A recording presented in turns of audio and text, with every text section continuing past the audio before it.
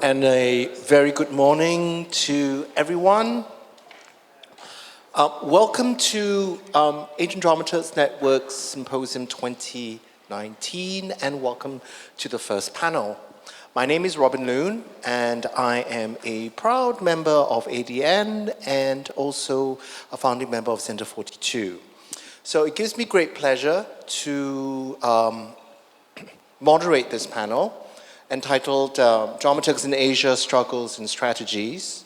I won't take up too much of the time with introduction. I'll leave it to you to browse their various bios and CVs. Just to also preface a few things, we've got a very diverse panel of educators, producers, practitioners, who will be talking about various aspects of their practices. So we'll have the panelists present, and then we'll leave the final about 20 to 30 minutes of the session for Q&As. So we'll just leave all the questions and your responses to the last final 30 minutes of today's presentation. So we're starting today with Janice from Hong Kong, and who will talk to us about her experience as an educator and from the pedagogical perspective of where she is right now at Hong Kong APA, we're starting a new major on dramaturgy. Janice.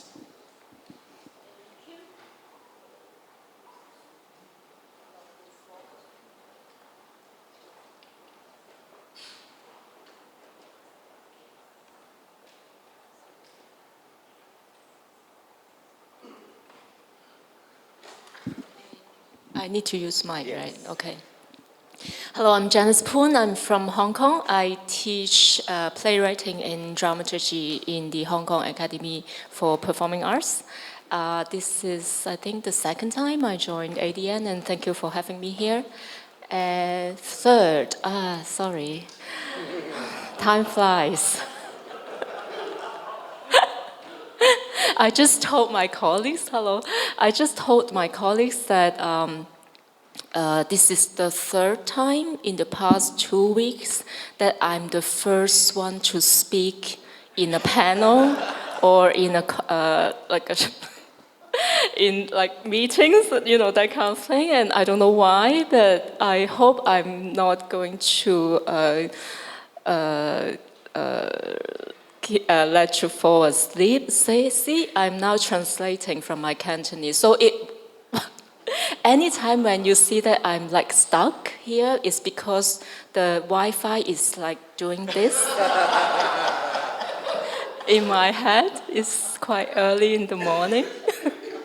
So good morning. So today I'm going to share my experience working in Hong Kong as a dramaturg, as a playwright. And also I would like to share some of my thoughts or reflections that while I'm planning or setting up the new major in dramaturgy in our academy, as Robin mentioned. So to start my presentation, I would like to share with you the questions or thoughts that have been in my mind throughout the process when I'm preparing for today's presentation. Can dramaturgs be trained, and how? To what extent does methodology relate to artistry? How to dramaturg a dramaturg? What is the specificity of training dramaturgs in Asia? Okay, as a teacher, I always ask students questions. So now I would like to ask, maybe all of you here, you can vote. Among all these 4 questions, which one do you interest most? Take a moment.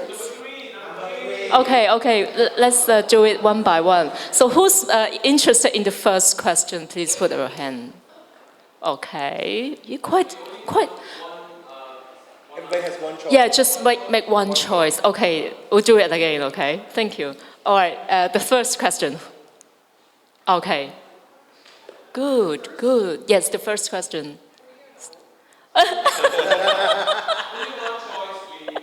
You know, students are very naughty nowadays, okay? I asked them to vote one, but they want to vote all of them. Okay, that's good. And then the second question, who's interested in the second question?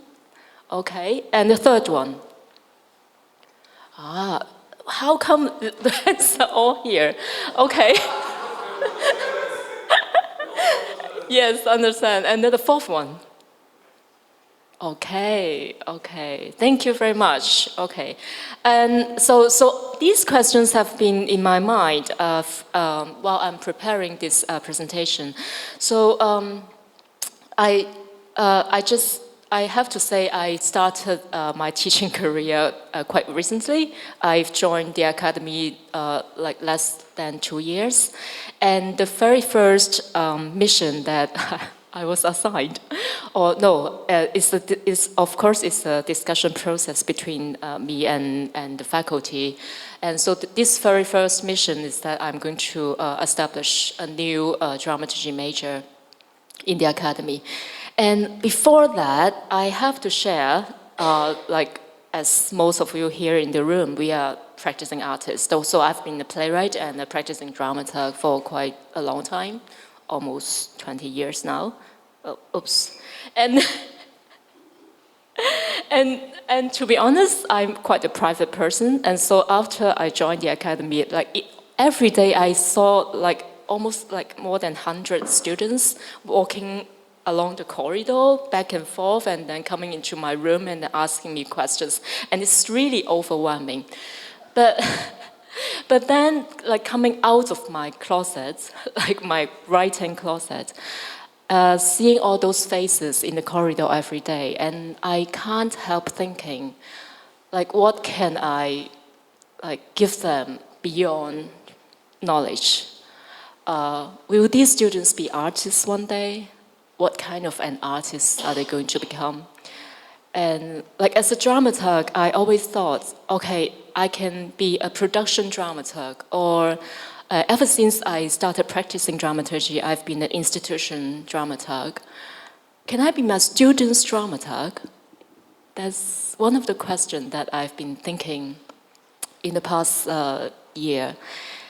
And because I was given the mission to establish this new major, and I started to think, can dramaturgy be taught?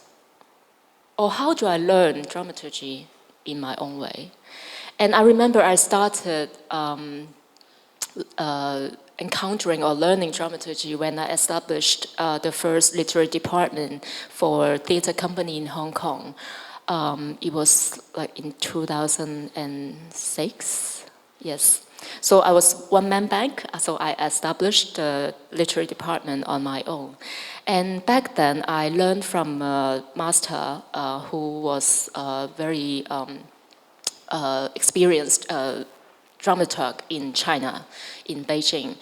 His name is Lin Kehuan, so we all call him Mr. Lin or Master Lin. And I remember how he taught me dramaturgy. Is that one day he invited me to his home when I was in Beijing traveling, and then he prepared a meal for me. So what he prepared is very, very simple meal that every Chinese in Beijing will eat every day. So it's marinated cucumber, steamed rice, and some pork with soya sauce. Very simple meal. But then while, during the process of his preparation, he introduced the special kind of vinegar that he used to marinate the cucumber. And the soya sauce is from a special factory that he ordered from time to time. And he also told me how special the rice he used for this plain steamed rice. And then during the meal, we talk. We didn't talk about theater. We didn't talk about dramaturgy. We just talk about anything that comes up like our concerns. How am I doing in the theater company? He told me about his recent writing, the books that he planned to write before he retired. And after that meal, he sent me back to Hong Kong. And honestly, I didn't learn any methodology. I didn't learn how to become a dramaturg. But that meal means a lot to me. It gives me a kind of like non-physical support and energy that became my role model of how I can become a dramaturg, or while I'm dramaturging, whether I'm in a theater production, whether I'm in an institution, and whether now I'm in an academy being a teacher. So that experience is like really, really important to me. And so recently a director, like a theater director, asked me, because like she was invited to be a dramaturg for a theater production. And then she asked me, like, are there any methodology that you work as a dramaturg? How can I, I know how to be a director, but I don't know how to be a dramaturg. So are there any methodology that you can teach me or show me? I don't know how. And then I introduced like a whole bunch of books to her. And I said, okay, read this, okay? And then she did like find those books in Amazon, in libraries, and then she read some of them. And then she said, oh, that's very helpful. But how can I apply, what's written in the books into my dramaturging in the upcoming production? And honestly, in Asia or in Hong Kong, we've been talking like dramaturgy is a new thing. It's a kind of new thing, and not many people are practicing it. And ever since people in the industry know that we are launching a new major in dramaturgy, and the first question that people ask me is that, well, they are not going to get a job because there will not be any budget to include the dramaturg, or if there isn't any budget, enough budget, the dramaturg is the first one to be like delete or cut from the production team. Okay, and then I always think back, when does a video artist inexpensible become inexpensible in a production, or when does the lighting designer or sound designer become inexpensible in the history of theater? And I believe if like dramaturgs will become inexpensible in the history or in the development of theater productions, or in the history of theater very soon. But by reading all these books, to be honest, I can't exactly tell how she can apply this methodology into her own production.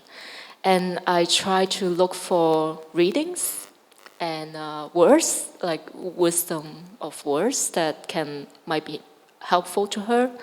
And I found this. So maybe you can take a moment to read this.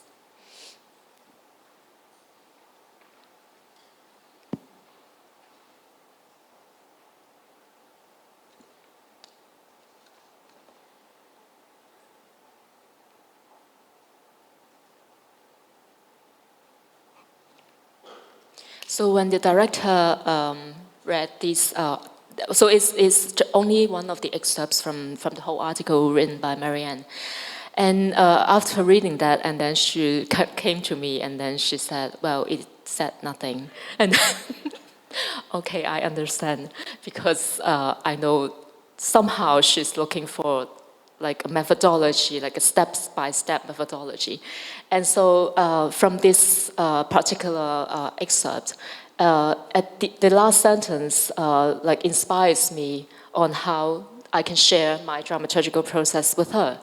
And so I started to share with her my projects that I work as a dramaturg. So this is one of the recent projects that I worked on. It's a dance theater piece presented by City Contemporary Dance Company in Hong Kong.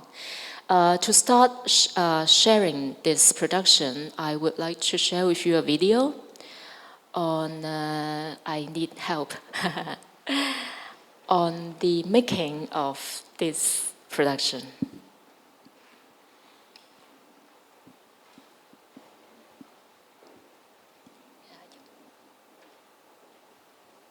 Thank you.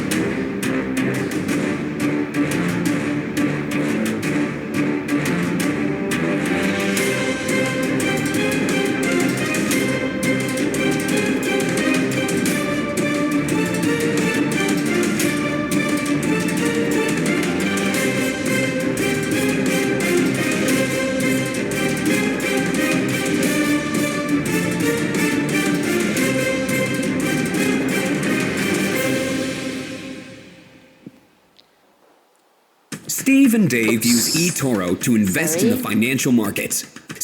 So this is one of the recent productions that I'm involved. Yesterday I joined the very inspiring workshop by Martin. I got a lot from it.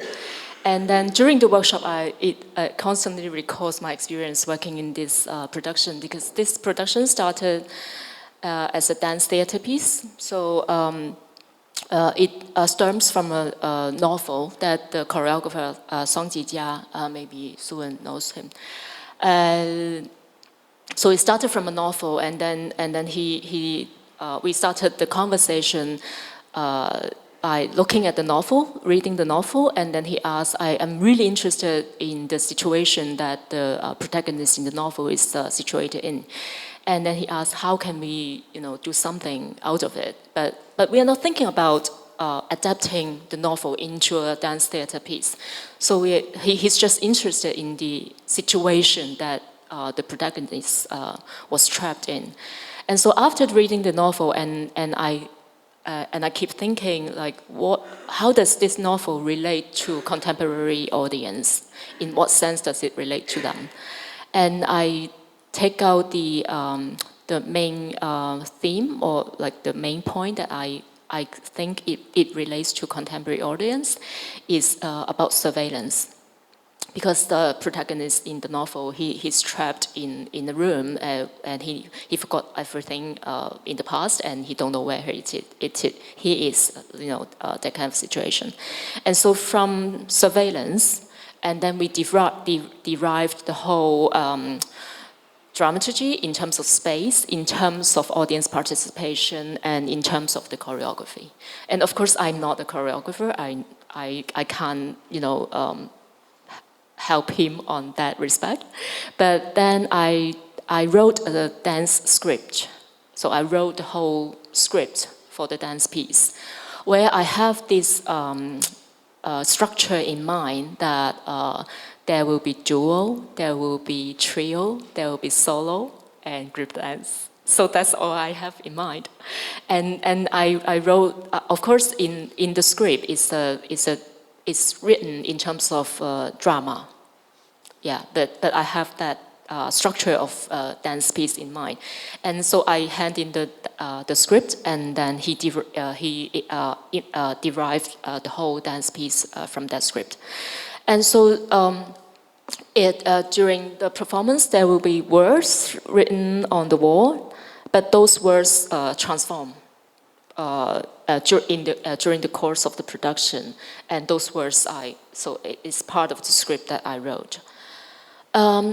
in terms of surveillance, it's not only the choreography or the movement of the dancer showing the trapped situation of the protagonist, but we involve the audience as well as the one who keep an eye on those dancers trapped in the room. And so we have like monitors on the corridor, and then there are joysticks that the audience can control, so that they can capture other audiences when they're watching the show. And so while you are looking at the dancers, and you are being watched as well. And so at the end we project all the images we captured during the production, and you can see there are people up there. So actually we transformed the whole studio theater, and the audience were all standing above the performance area, looking down at the room.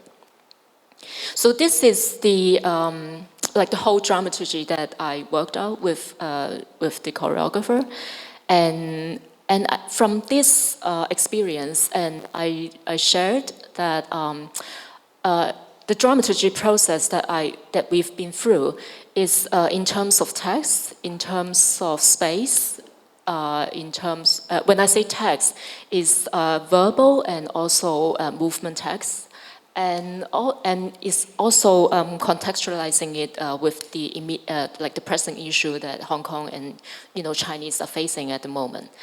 And so after this sharing, and then I continue to develop, after this production, and I continue to develop another piece on surveillance in my own academy, performed by my students.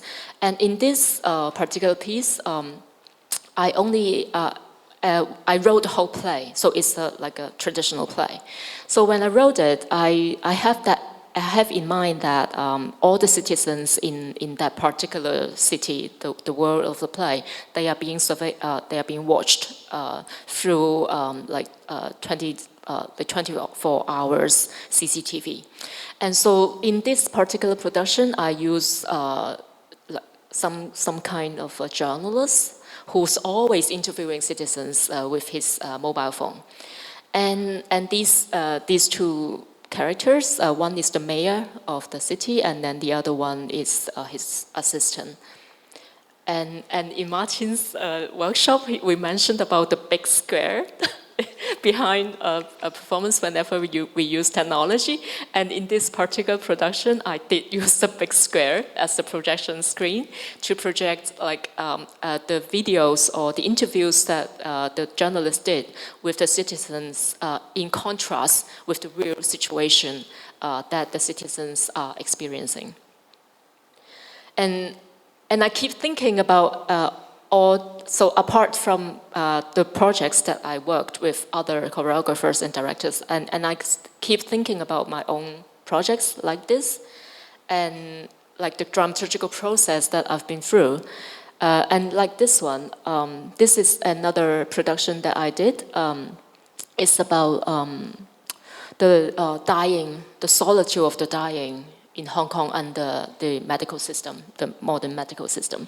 So the spatial dramaturgy is like in a pathway from life to death.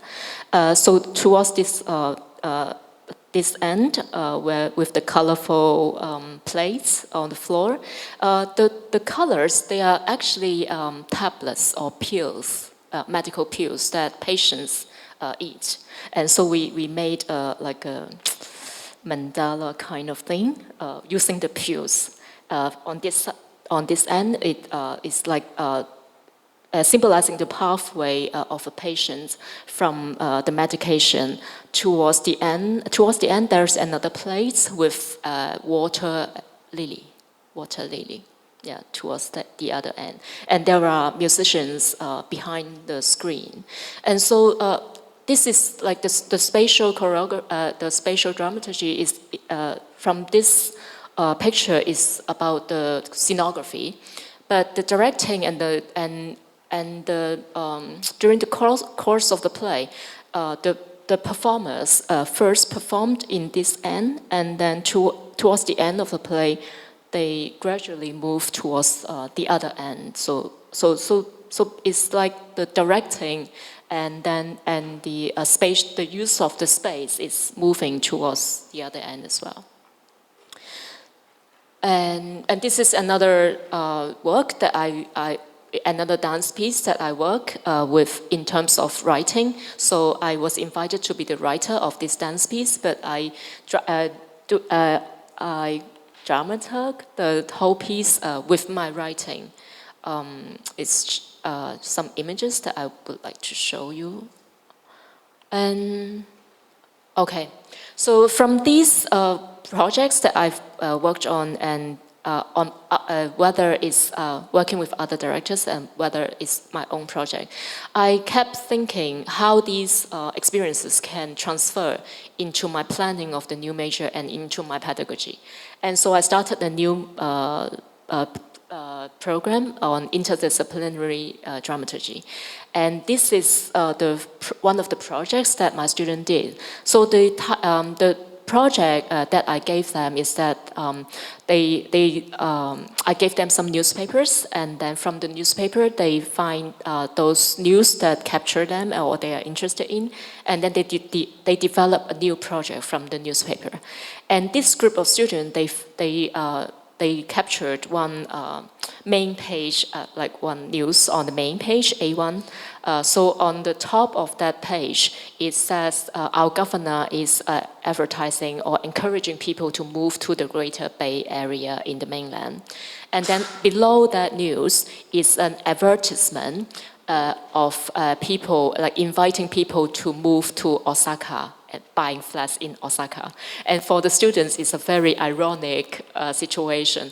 And so they invented a whole project experience for the audience by starting to a questionnaire asking people like, which flower do you like? So one is the cherry blossom, and then the other one is the Chinese flower.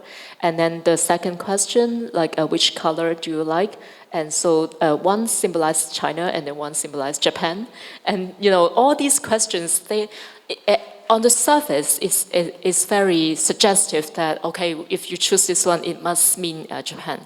And so at the end of the questionnaire, so you will be assigned to, okay, you are suitable to immigrate to Japan, or you're suitable to immigrate to Greater Bay Area. And then they invite the audience to go to 2 rooms, which like it's installation of the situation in Japan or in Greater Bay Area. This is the room of Japan. They put a lot of mangas or like animation on the floor, and with the Japanese costume. But what's interesting at the back in the video, it actually shows the interview of the family members of a man who committed suicide because he's overworked. And overworked is, if there are Japanese here, please correct me, like it's quite a terrible situation in Japan. And so by contrasting, this kind of imaginative Japan with the real situation in Japan, and the student want to show like what kind of a place that you're imagining you're going to immigrate to. And this room is the room in Greater Bay Area, and there are a lot of these kind of slogans in the room. And at the back, there are videos capturing people's daily life in China. And another project that another group of students did is they made this Monopoly game. And the news that they chose is that the government is going to promote or advocate the teaching of virtue since primary school. So they are advocating it. And so they think of the Monopoly game, so the audience is going to participate in it. And if your like virtue, grade of virtue is low, then you have to go to jail. And you have all kinds of chants and everything. They create the whole game.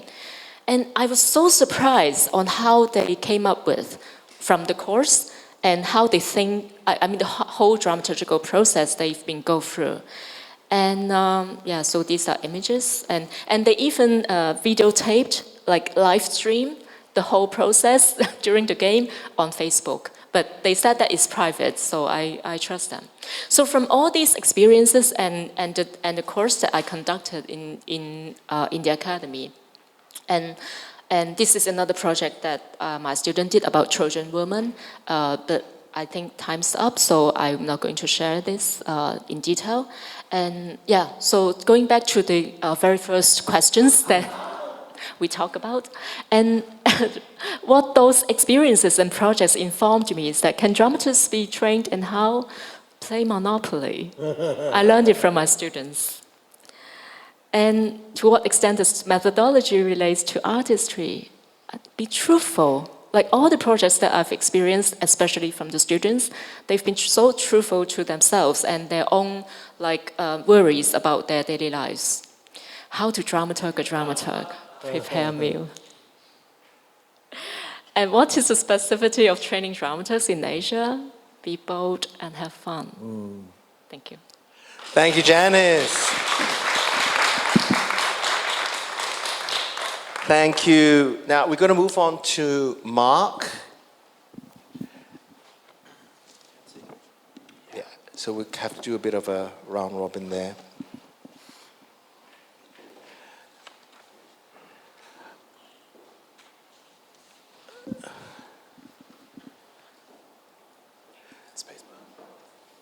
Right, Mark, all yours. Hi, my name is Mark Pritchard. I'm a dramaturg. I'm the new work manager at Malthouse Theatre, where I was formerly the resident dramaturg. I've been working there I'm in my 6th year there now, working full time.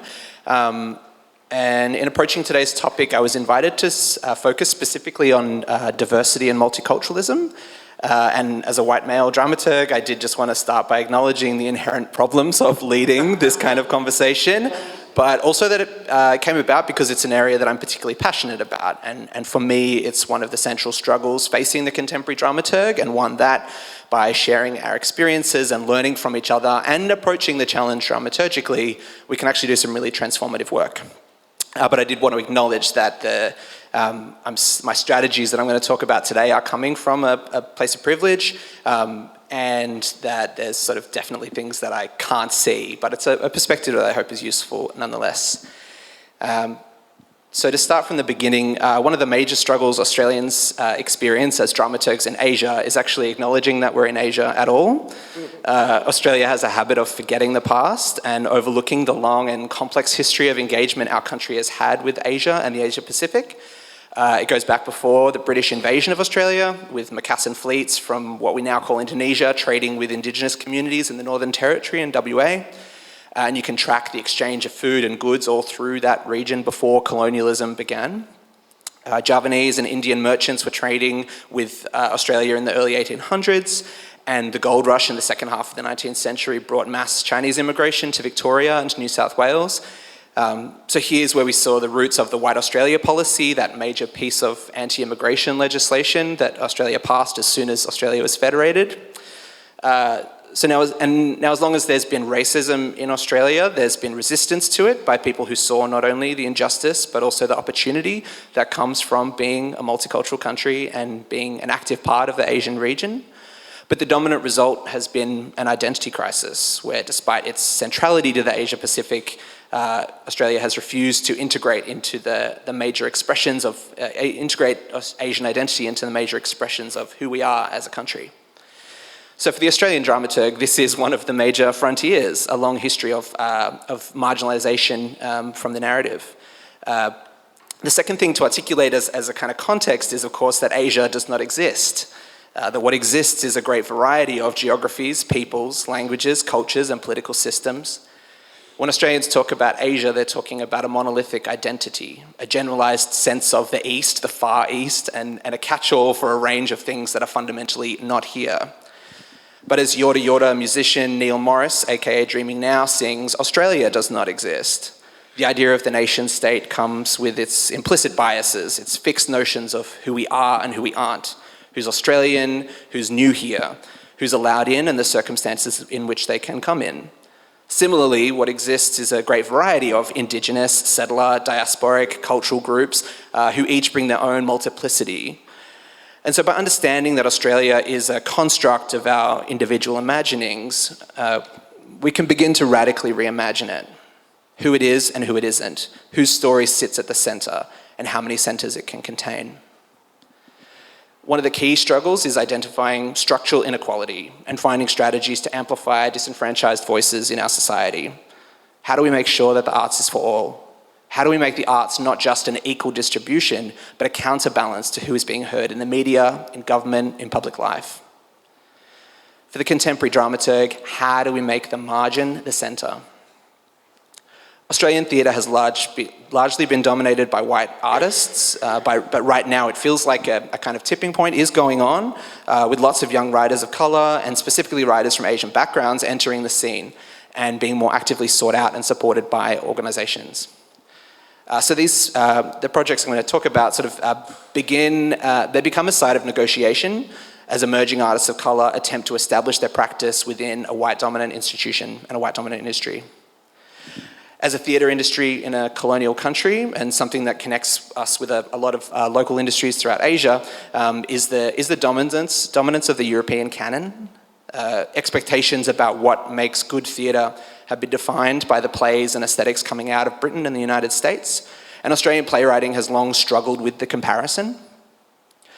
For myself as a white dramaturg working in a major theatre company, I need to find ways of centering those voices in the theatre making process and critically reflecting on the cultural dynamics at play in any project that we're making, so that the burden of navigating whiteness isn't placed solely on the artist.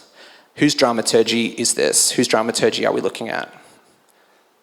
As an institutional dramaturg, my role is not just about working within an artist-specific project. I'm directly engaged in setting up the structures within which the artist is able to work. So for me, I'm quite interested in the role of dramaturgy in producing, how we design the frameworks through which new work is conceived, developed, and produced. As many of us would know, a lot of the creative decisions around a work have been made before we enter the rehearsal room. So who is in the room? What expectations have been set up? What type of room is it? Where is the room located? What else is in the room? And how long do we have here? Who is in control and where are we headed? My role is often about working as a champion for the lead artist, advocating for their project, articulating it for various stakeholders, and helping them take control of the available resources for themselves. And more broadly, a lot of the work that I've been doing at Malthouse is about changing the face of the artists who are walking through the door. For years, we'd been running open call-outs for writing programs, but the applicants were predominantly white, able-bodied, cisgendered, middle-class, male. We weren't getting the applicants we needed. The door wasn't welcoming in the right voices. So I needed to find new ways to bring people in the side entrance or build a new door. The history of exclusion and underrepresentation of certain communities in the theatre has meant that many people think the theatre is not for them. To change that, I've had to go out and find people in the spaces they are making work, writing fiction, poetry, spoken word, working in activist circles or as actors, and invite them to come and make work with us. I've set up a number of kind of soft engagement programs where artists can be paid to do the basic kind of the early meetings, the skills development, and having their first exposure to main stage work.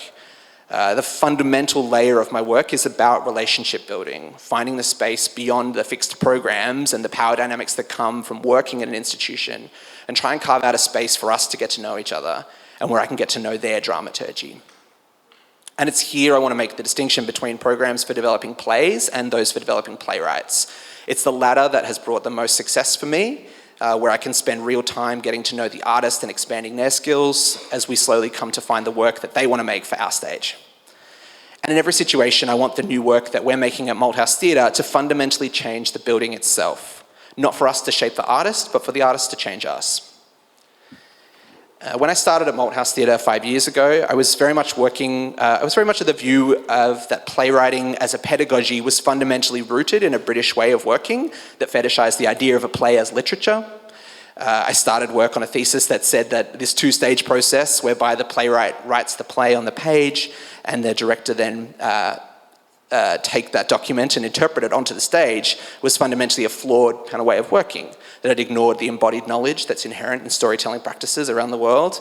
And by focusing on the play as literature, we were structurally excluding minority artists, Indigenous artists, artists with disabilities, and measuring everything against the great works of literature. I argued that the Australian dramaturgy, or specifically the Melbourne dramaturgy, was much more collaborative, and the devised work, where the play script was not a central document, was leaving the playwright behind.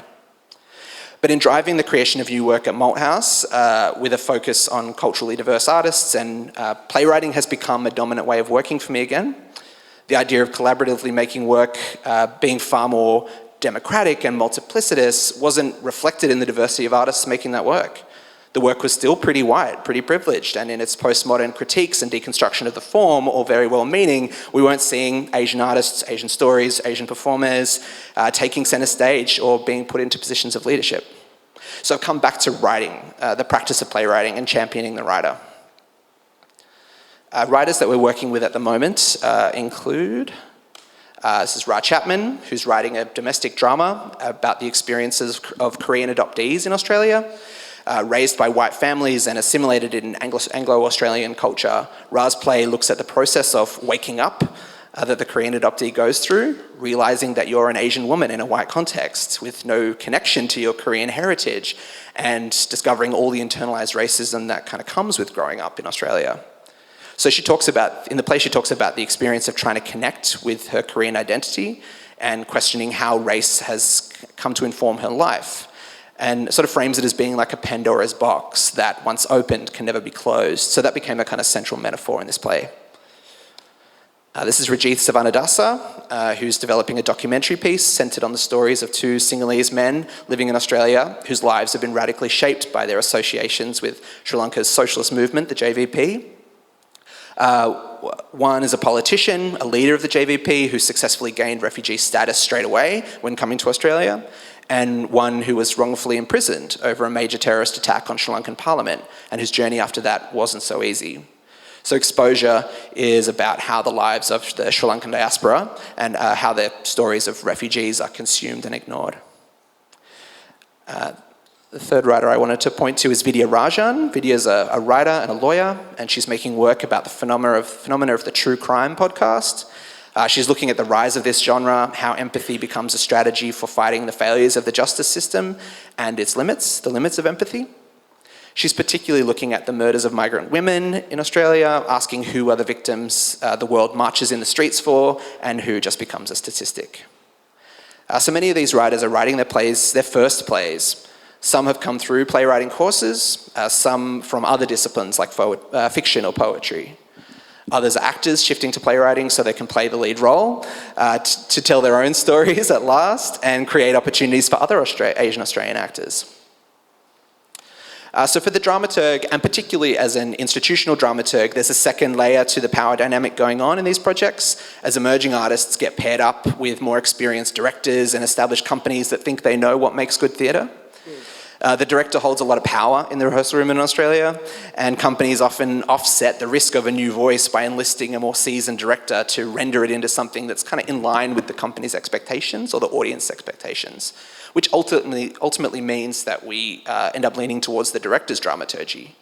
And many a radical rehearsal draft can lose its edges over the 4 weeks of rehearsal room edits, arriving on stage as something that neither the director nor the writer would say goes as far as they would like it to go in the direction they want to go in. There's a significant lack of mid-tier theatre companies in Australia, or small to medium companies making any kind of dramaturgical engagement with playwrights. So emerging artists are being pitted with established companies, large audiences, and high-risk opportunities. So amid a sea of good intentions, the risk of putting a play on too soon, putting a playwright out of their depths, or taking the power away from an emerging writer when push comes to shove are huge. Race, identity, and the shiny new outsider voice can become fetishized, appropriated, thrown up on the poster, but easily burnt by the experience of trying to navigate the machine and the production of their first play. To get us to the kind of nitty-gritty of some of the struggles, I guess, so they're kind of new writing projects that I'm talking about there, but now I wanted to shift to talking about some, I guess what you broadly might call intercultural projects. It can be a problematic term, but the first project I wanted to speak about here is Little Emperors, which is a new work that Malthouse Theatre commissioned as part of Asia Topa Festival 2017, which is a festival of performing arts from across the Asia Pacific, taking place in Melbourne every 3 years in venues right across the city. There are a number of international festivals like this cropping up right now, where relationships between governments and arts funding bodies and major institutions manifest in significant opportunities for artists and audiences to experience the new. My company, Malthouse, took the opportunity to commission a new work directed by Beijing-based director Wang Chung, teaming him up with Australian playwright Lachlan Philpott to make whatever they wanted. And while the cash may be there to get the artists on board, and the goodwill of the stakeholders may be there to help push it down the tarmac, the spark we all know we need to make a successful creative project take flight can take a long time. And before you know it, you're pushing that plane from one airport to the next rather than actually getting it off the ground. Meanwhile, cabin fever has set in on board and the artists are quietly or quite vocally really wanting to get off. I'm painting a pretty brutal picture there of this experiment, some of which is pretty accurate, and there were some big wins in it too. We brought a major new work to the stage. Our first genuinely bilingual new work performed in equal parts Mandarin and English. We brought new audiences into the venue because of that and gave work to 3 bilingual Chinese-Australian actors who got their first main stage gigs. And for me, it was a fascinating project to work on, a huge dramaturgical experiment. But my question is, whose experiment is it? For the writer and the director, it was pretty difficult to work out whose project it was. Chong is an auteur director making very post-dramatic work. You can see the work is in all 20 centimeters of water. There's live video that's being kind of handled by the actors. And so for him, the text is just one layer to be chopped and rearranged at will, not served, but engaged with, a dialectic between text and mise-en-scène to open out unexpected associations. Lachlan is a realistic playwright. He's poetic and playful, but also deeply considered and driven by story and language in the mimetic tradition. So the struggles in this context a lot of them were about expectations, not just between those key collaborators, but between all the contributors, led by a director coming from a radically different context in how the work is made. So expectations around roles and responsibilities and what to expect from the collaborators. Designers in Australia don't just deliver your set or the lights you asked for. They're active collaborators. They bring their own voice as artists and engage dramaturgically with the play as a whole. So I'm not just talking about conflicts here, I'm also talking about missed opportunities, offers that weren't picked up or listened to properly as everyone races towards the outcome. In this situation, my role as dramaturg became kind of like an interpreter. Not between languages. Everyone in the room spoke fluent English, so English was kind of the working language for the most part.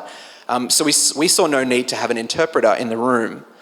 But my role became about trying to pick up on misunderstandings and miscommunications that came up between one version of English and another. A creative process is built upon shorthands. We need to work quickly, deftly, with great specificity.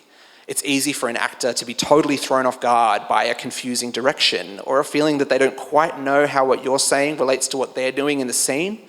So my role was often about sinking into the different vocabularies going on in the room and making sure that we're all talking about the same thing. The second project I wanted to talk about is called Date Night. This is a new work currently in development by Deferent Theatre. They're a small emerging deaf theatre company making work in Auslan, Australian Sign Language. So Deferent have made a few works so far, just like kind of 2 or 3, very lo-fi, mostly translations of English language plays into Auslan. So they're making deaf theatre, but they're not yet telling deaf stories or speaking about deaf identity and deaf culture. Date Night is their first attempt at a deaf drama, a realist play focused on 2 deaf characters whose relationship falls apart and comes back together over the course of an evening. The artists wanted to talk about deafness, not as lack, not as the inability to hear, but as a culture of its own. Deaf culture in Australia is a really tight-knit community. Everyone knows everyone, everyone knows who you've dated and what you're up to. Dinner parties are loud and boisterous and it takes forever to say goodbye. And Auslan is an incredibly expressive language, not just a variant of English, but a language in its own right. So they wanted to take the audience inside deaf culture and deaf relationships and use an Auslan first approach. The Auslan first approach is about starting with the nuance and idiosyncrasy of Auslan, conversation and letting that be the driver of the project and let the English translation catch up. So the challenges on this project for me were numerous.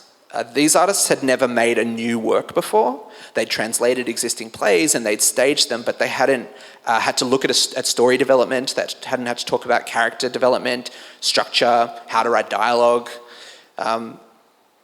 Second challenge is that there were really no deaf playwrights or deaf dramaturgs in Australia, or at least no one that any of us knew. So there was no one that they could commission to help them write the play and structure the work.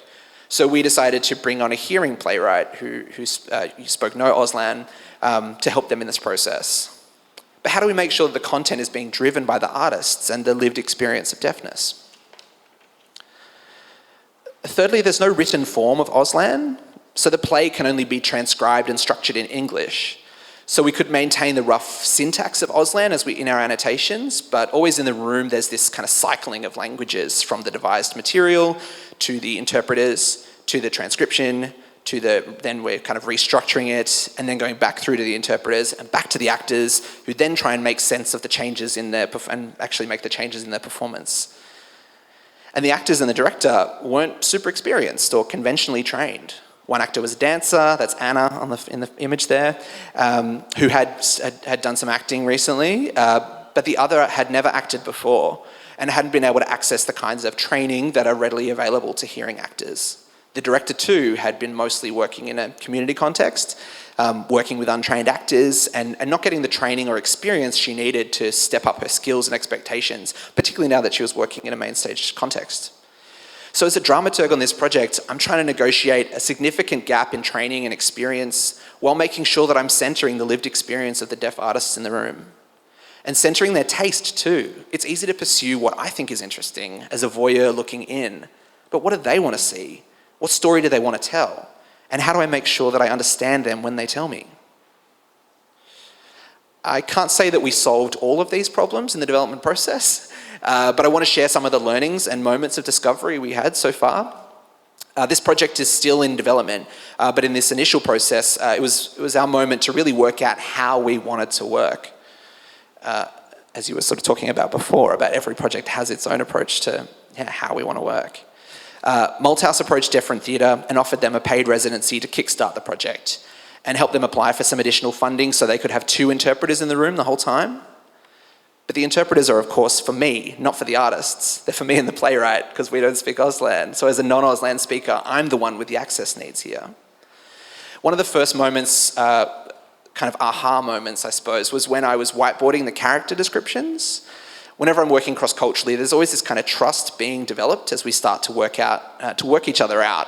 Minority communities are used to having their stories misunderstood, misrepresented, and co-opted by people in positions of power for cultural capital and commercial gain. So for me, I believe I can never really acquit myself of these tensions of doing this kind of work. Those tensions will always be there, but I can be proactive in identifying the power dynamics going on in a transaction and working to counteract them. So this moment at the whiteboard, we're generating backstories for these 2 characters. She is 35, she comes from a big deaf family, her parents are deaf, her siblings are deaf, she's deep in the community and trying to find herself outside of the insularity of deaf culture. He is 32 and he comes from a non-deaf family, and the actor pulled me up there. Oh fuck, I thought, what have I said? And he said non-deaf. It's an interesting way to put it. Most people would say hearing, but you've said non-deaf. And it was small moments like these when we started to feel the room shifting, what we were centering. There we were centering the deaf experience, and that to be hearing was to have lack, you know? So there's a tension always in whose perspective was being centered, and that was where it was being negotiated, where the specificity of language was tipping the balance in terms of who was leading the work. It's not a moment to kind of pat yourself on the back too much about or stop feeling so anxious about having such limited experience of deaf culture. But for me as a dramaturg, it's important to clock these moments, to see them, to name them, and hold on to them as kind of talismans to guide us in the future creation of the work. The third project I wanted to talk about was going to be a kind of smaller part of my presentation today, but having seen TNS's New Place Civilized on Thursday night, I thought it worth speaking directly about working with First Nations artists in a country where the processes of colonisation are ongoing. Australia, again, does not exist. It was first a composite of some 300 Indigenous nations who'd been there for 60,000 years, each with their own culture, languages, and storytelling practices. It was, of course, invaded by the British in 1788, leading to the attempted genocide of the Indigenous population, first through frontier violence and through successive policies of assimilation and erasure. The impacts of colonisation are horrific, the cultural trauma profound, and the processes, as I said, are ongoing. And it's in this context that we're then trying to make some theatre. So I want to talk about decolonising your practice and working with First Nations artists. But it's particularly important to name that, of course, I'm not an Indigenous person. I'm living and working on the stolen lands of the Wurundjeri and Bunurong people, and I experience a lot of systemic privilege. So negotiating this is one of the key struggles for the non-Indigenous dramaturg. So I didn't want to let that go unspoken today. So while I'm going to be offering my experience, struggles and strategies today, I'm no authority on the subject, and I invite anyone with more lived experience to speak up, challenge anything I'm putting out there. The project I'm going to use as a jumping off point is currently titled Repatriation, and it's a work in development commissioned by Malthouse Theatre. It's being led by producer Jason Tamaroo, a Yorta Yorta man, you'll see there, so he's from Northern Victoria, who worked in the field of repatriation for over 10 years. For those who aren't familiar, many museums, universities and private individuals are currently in possession of the remains of Indigenous people from across Australia and around the world. Indigenous bodies and skeletons were used as medical specimens to study dentistry, anthropology, anatomy, or the culture of Indigenous people. And some still sit on display, but many are stored in the archives of various major institutions and some private collections where a farmer or a construction worker might have stumbled across a burial site and trophied a skull for themselves. And for Indigenous people, this is a site of huge trauma. And having been stolen off their sacred lands, the dead aren't at rest.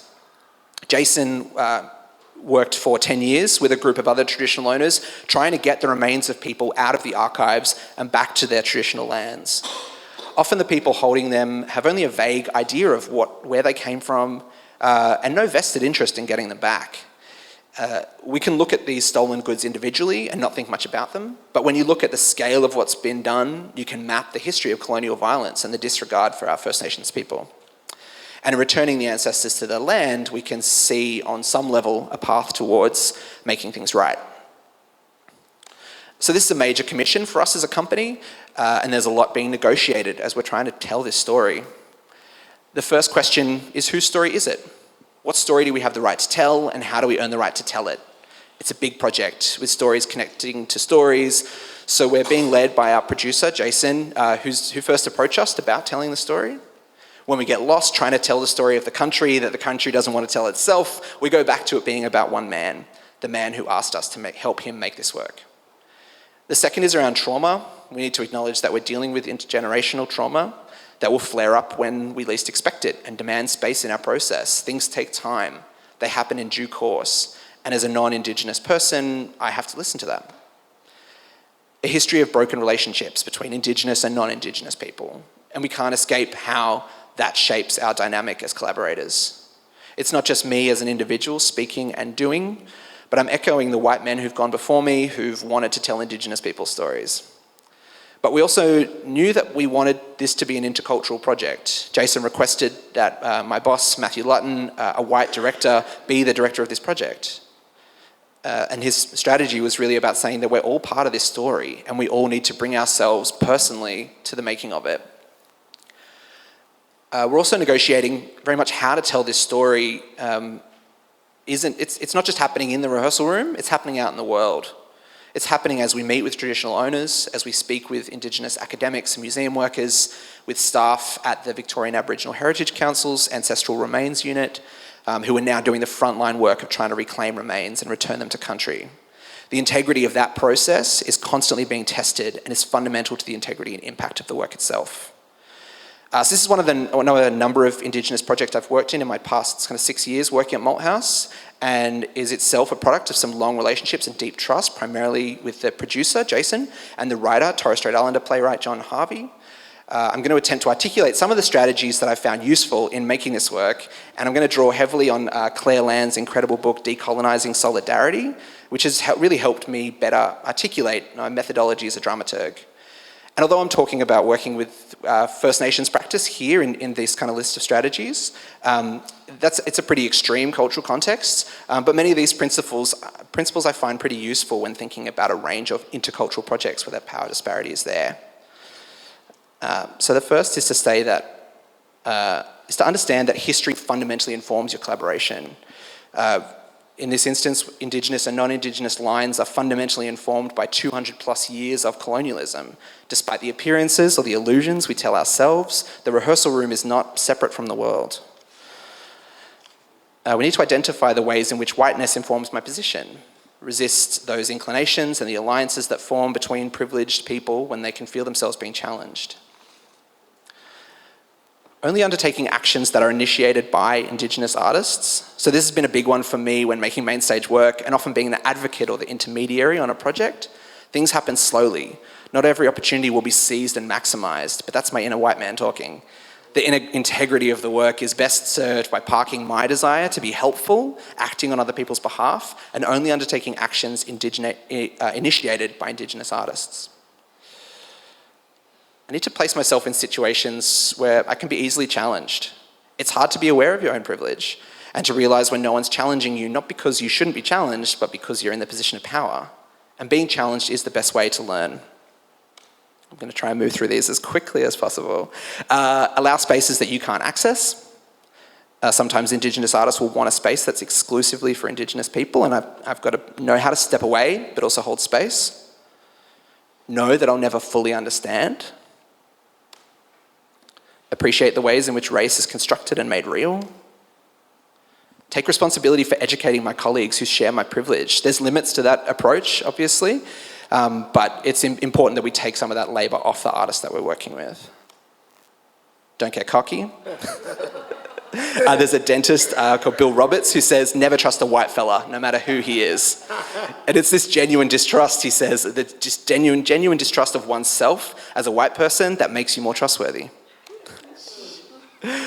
Don't just stop being racist, be anti-racist. Find the difference between self-consciousness and self-awareness, and how excessive self-censorship can actually create dishonesty. Often we want to say, I don't want to do, I don't want to act, I don't want to do anything, but that actually can be really unvaluable in a collaborative process as well, if you're checking your privilege too much. And then it becomes a burden on the people you're working with to relieve that anxiety. Be aware of ritualized institutional practices of accusation and flagellation that are non-transformative. We can spend a lot of time beating ourselves up and actually not getting anywhere, and it can be more for ourselves than for the actual goal. Reconstruct your interests with the knowledge that fighting structural injustice will improve all our lives. The struggles are always intersectional. And the issues are complex, and successful supporters of Indigenous struggles are able to manage that complexity. I want to talk about that complexity a little bit more by looking at kind of 3 factors that you have to balance that are competing factors. One is critical self-reflection. I need to be always engaged in a process of critical self-reflection, to be thinking about who I am and what I'm doing and how I'm working. But I need to maintain a commitment to action. And then I need to do personal material work to actually create small actions of change. What's crucial across all these projects that I'm talking about is that we learn from them. And dramaturgs are often best placed to be that institutional knowledge. We work between the key players, spanning across conversations, witnessing and reflecting both the work and the process of making. I asked before about whose experiment whose experiment is this? And perhaps there's no single answer, no puppet master kind of setting up the conditions, names for a project and evaluating its success. But the dramaturg is someone who is fundamentally attuned to understanding systems, to look at the interplay of factors that go on in the creation of a work. So for me, it's the dramaturg's role to make it their experiment, knowing that each project is influenced by a mix of factors within and beyond our control, and learning from each project helps us approach the next one better. Thank you. Thank you, Mark.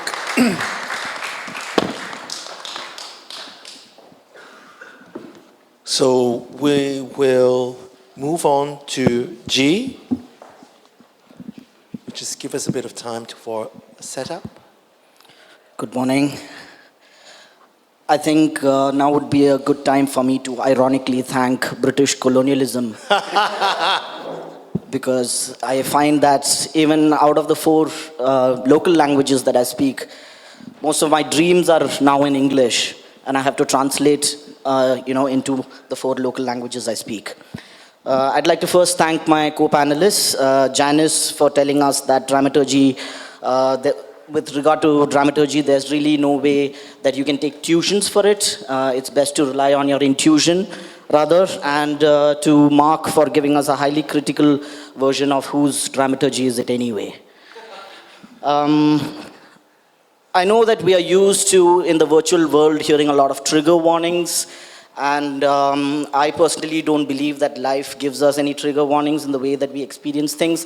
But I will be talking about death in this presentation. So if anybody is not in the mood to listen to that early in the morning, I would totally understand and take no offense if you left the room at this point.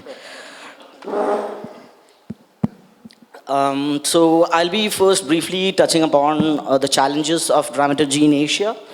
One of the main issues that we have with defining a dramaturg in Asia is that there is no specific or distinct roles that you can give a dramaturg. And the fact that even much before the 18th century in Germany, when Lessing got hold, I know it's a bad pun on his name, got hold of dramaturgy, there was the tradition of dramaturgy within Asian cultures. I think dramaturgy in Asia is as long as our performance traditions, and I differ from my co-panelist Janice when she said that it's a new thing in Asia. So I think that in that sense, it would be possible to eliminate a dramaturg, but not eliminate dramaturgical functions, because those functions are being performed by other people who we might or might not identify necessarily as a dramaturg. The second issue is something that has already been touched upon. It is the cost of involving a dramaturg in the process. So often dramaturgy is thought of as an extraneous process to performance making. And so it is thought of as a luxury and an additional cost, and not as necessarily integral to the process of performance making. The third and one of the most crucial issues in India right now, because we just elected a dictator back to power 2 days back, is the complete clampdown on artistic freedom. Artists are being imprisoned. There is a constant surveillance of what we are trying to communicate through pieces of art. So I think that there is an overall, I think globally, you can say that there is a shift to right-wing politics. And what does it mean to create the pieces of art in such a political time?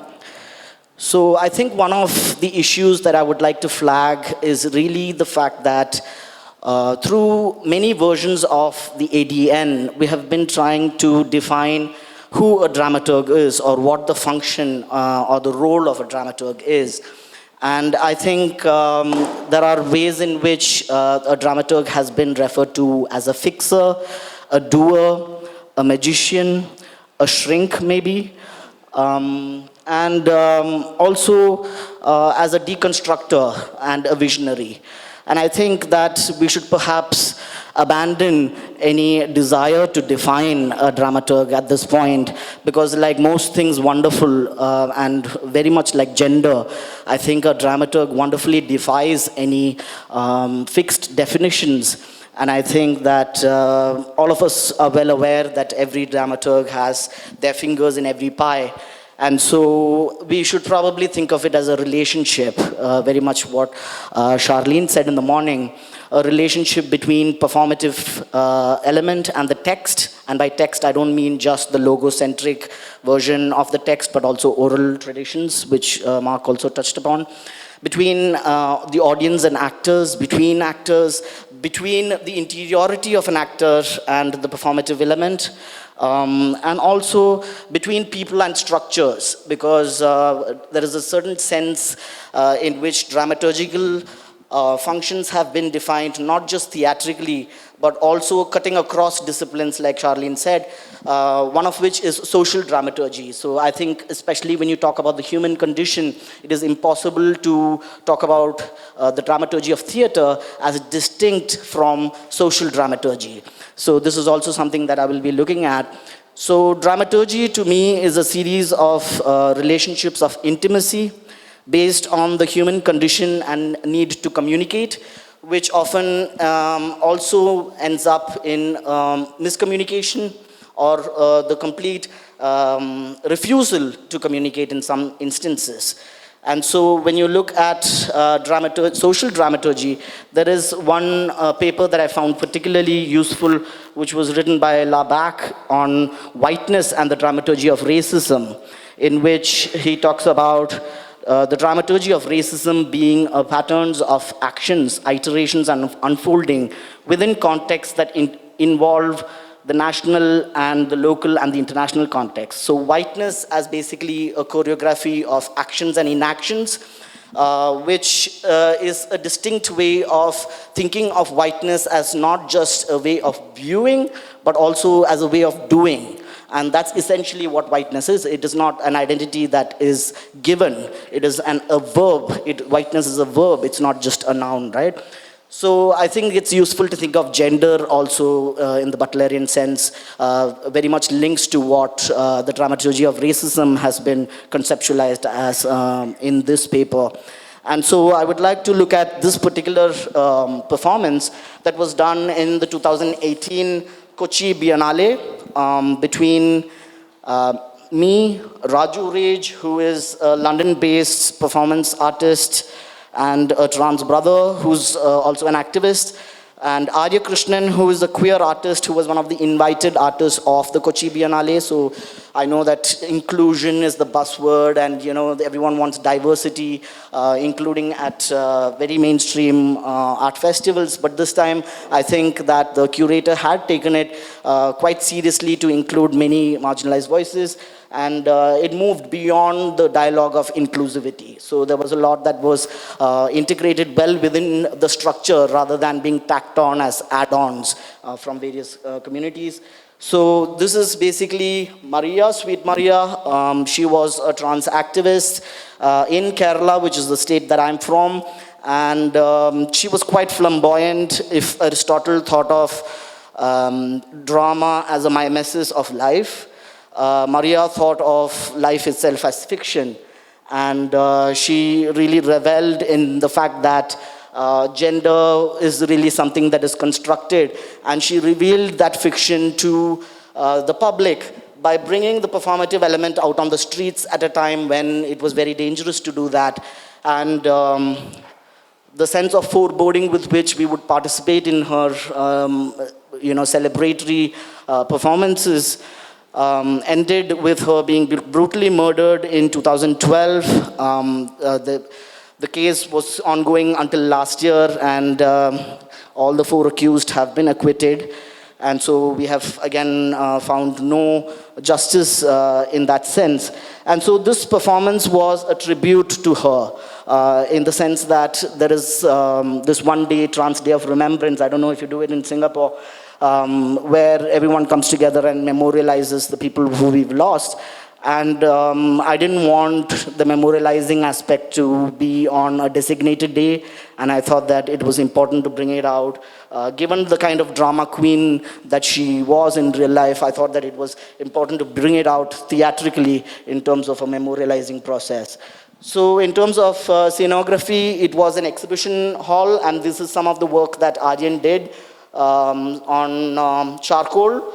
And this is one of the walls that was there. And on the other side, you would see the books on queer history and trans history. There was a panel, a TV panel there where there were images of Maria being projected. And this is a huge skirt that was made as a tribute to her, because a lot of her radical activities used to happen under the skirt. And so, we wanted to retain the erotic and radical potential of that gigantic skirt, which then became an installation after the performance.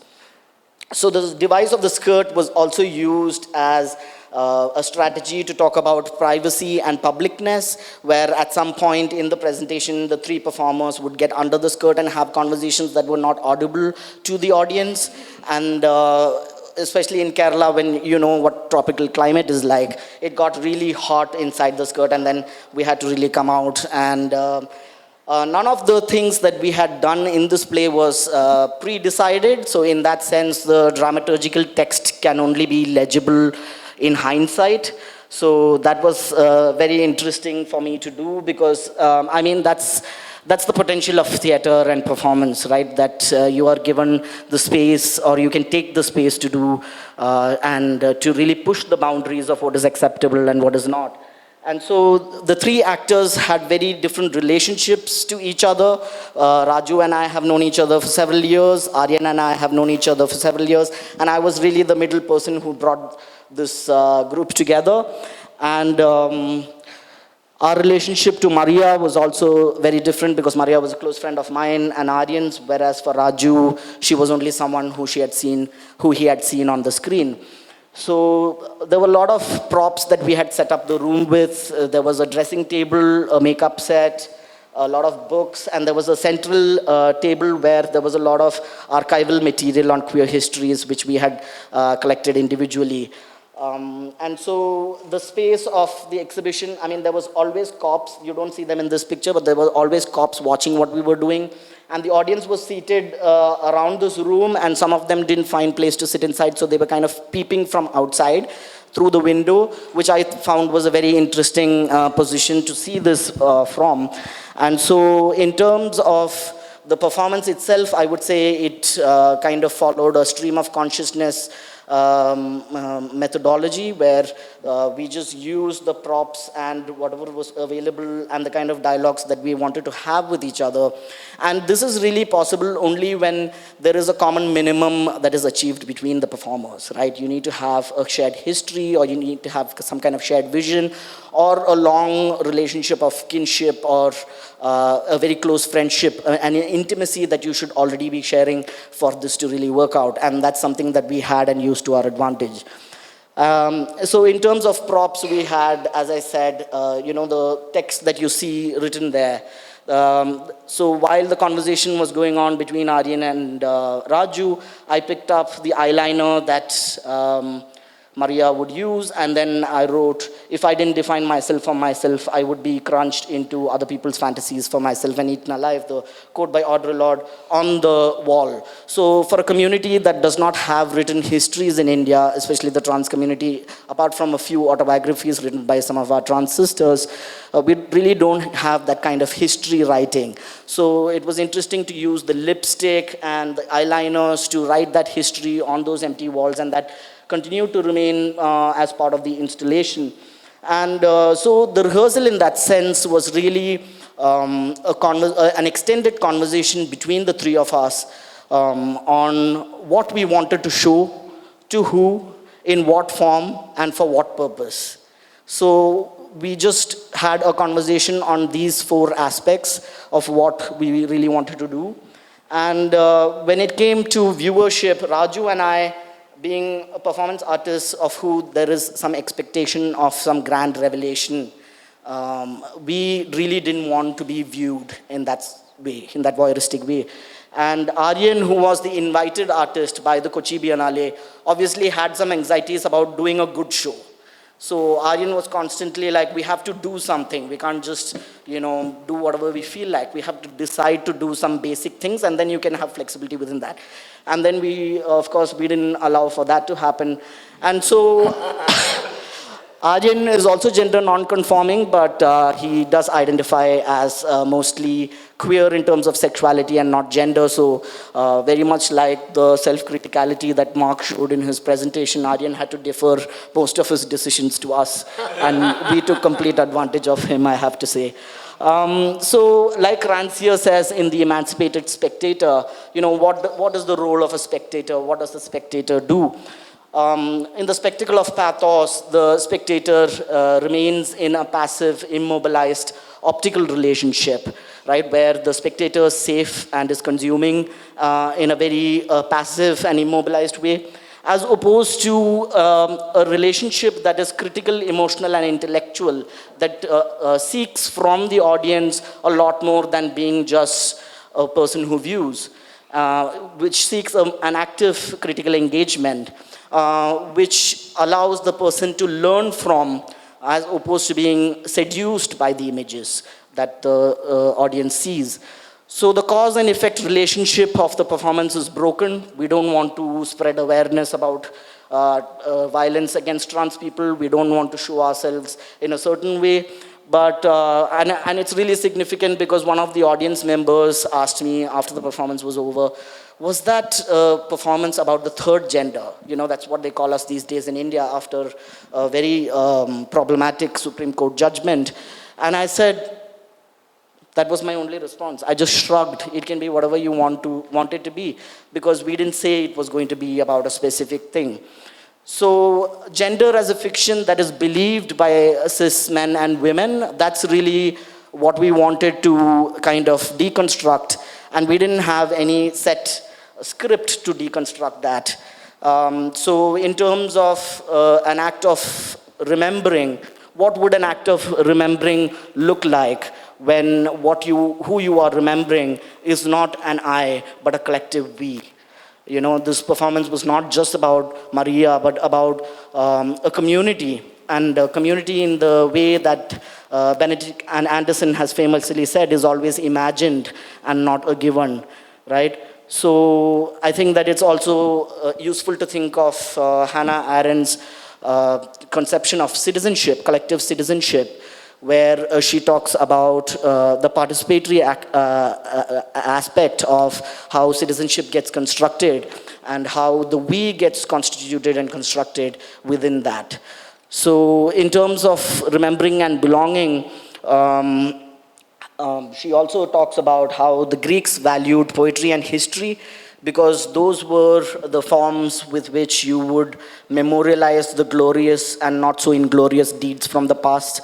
And I think that it's important that theater also functions within that realm, because like Sheldon Wallen says, the audience is a metaphor for the political community whose nature it is to be a community of remembrance. And so for, especially for people whose acts of memorializing is not inscribed as large phallic symbols, as war monuments, or, you know, as state-funded symbols, how do you create these spaces for memorializing that has a life of its own and a life beyond the duration of the performance, right? It's only in memory that we can create that. And I think the audience has an important part to function within that. And in terms of the Indian performative aspect of grieving, there are a lot of local traditions steeped in, of course, the caste system. The Oppari, which is performed in Tamil Nadu and also by Tamils in the northeast of Sri Lanka, is one such grieving tradition where the lowered caste people, lowered as a verb, not as a noun, lowered caste people perform a kind of grieving that is loud, and in terms of rehearsal, they don't have any rehearsals either, but they impromptu create the language of grieving by referring to kinship structures of the deceased. So they refer to what that person, not necessarily who that person was, but who that person was to others, right? And so this was a kind of performative grieving that didn't rely on outsourcing the grieving process to lowered caste people within the caste structure, but took that on as a kind of kinship ritual for people who really function on chosen families rather than on given. So how do we really grieve in a world in which even mourning is virtual and viral? You know, that was a question that we had, because within the Indian context, especially with student suicides, Rohit Vemula, a young bright man who committed suicide in Hyderabad, has really caught the imagination of a lot of people because of a kind of letter he wrote in which he didn't really talk specifically about caste, but in a very beautiful way he spoke about all the exclusions that he faced, which ended in his death. And it's important for us to find ways of grieving in a world where grieving is virtual and tweetable, or something that you can put on virtual display in that sense. So the opera as a performance tradition is also used in different contexts, and I think this is the only context in which it moves out of the caste context, which is when trans people protest. So we had a bill, a trans rights bill, which ostensibly was for our rights but was actually designed to oppress us, and which had quite draconian measures, including the criminalization of begging. And there was this particular protest where we had trans women from all over India converge in Delhi, which is the seat of power. And the bill was burnt, and the trans women did a performance ritual on the streets during the protest, which was very similar to the opera, which is the removing of the thrashing of the hair and the loud wailing and the kind of stream of consciousness words that you say in terms of how the trans bill is going to affect your lives, right? So this is one of the ways in which we found that context being completely taken out of the caste system in terms of the performative element and being performed on the streets in terms of a protest against the state. So how do we individuate a person from the endless logs of living and dying was one of the central questions that we had to deal with. And if you have read The Gift of Death by Derrida, he talks about how death is the only moment where you are immortal. I know it's counterintuitive to think that, but the irreproducibility of death and the moment of death really individuates you from the rest of society.